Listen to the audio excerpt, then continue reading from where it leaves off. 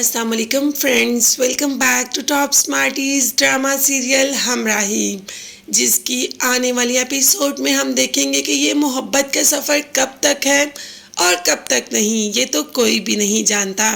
मगर जब तक भी रहे मोहब्बत से भरपूर ही रहे, इसमें कोई भी दूरियां ना आए।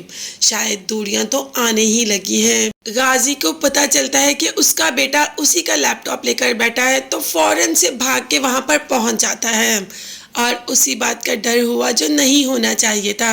सिहान ने सब कुछ पढ़ लिया और कहा, बाबा ये मैं क्या पढ़ रहा हूँ, मुझे दिल की इतनी सवेर बीमारी है और आप पूरे मुल्क में मेरे लिए डोनर ढूंढ रहे हैं।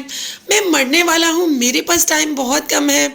जिस पर बाप ने कहा कि ऐसा कुछ नहीं सिहान, जो दिल तुम्हें लगना है मैं उसको छीन के निकालूंगा, बस तुम मुझ पर भरोसा रखो। मगर सिहान उसे तो बस कुछ समझ नहीं आ रहा। कह रहा है, बाबा अगर मेरे साथ ऐसा ही था तो आपने मेरी शादी क्यों करवाई? क्या एलिफ ये सब कुछ जानती है?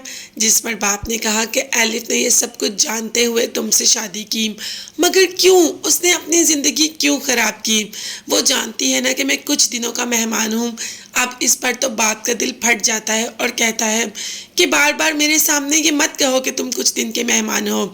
मैं तुम्हें हमेशा के लिए अपने सामने देखना चाहता हूँ और ऐसा ही होगा।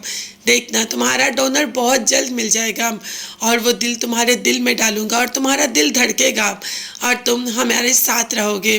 बस इसी दौरान बात हो जाती है एलिफ की। एलिफ जो इस वक्त घर से बाहर गई है औरंग से मिलने। जब औरंग ने पूछा कि तुम्हारी ज़िंदगी कैसी चल रही है, तो एलिफ ने कह दिया कि सिहान मुझसे बहुत मोहब्बत करता है, मगर मुझे हमेशा इस मोहब्बत का डर ही लगा रहता है। न जाने कब मेरी मोहब्बत मेरे हाथ से चली जाए।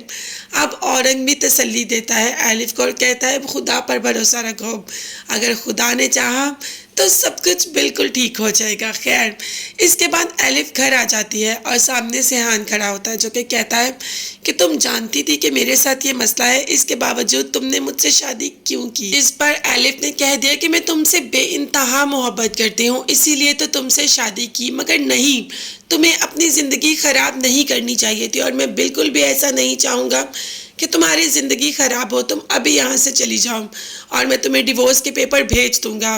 मैं अपने साथ तुम्हारी ज़िंदगी ख़राब नहीं करना चाहता। अब एलिफ चीख रही है, चिल्ला रही है, रो रही है कि उसे सिहान को छोड़कर नहीं जाना।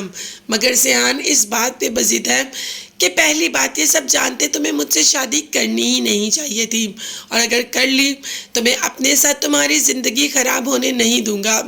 तभी एलिफ ने हाथ छुड़वाया और सिहान के गले लग जाती है और कहती है, क्या मेरे साथ ऐसा हुआ होता तो तुम मुझसे शादी ना करते?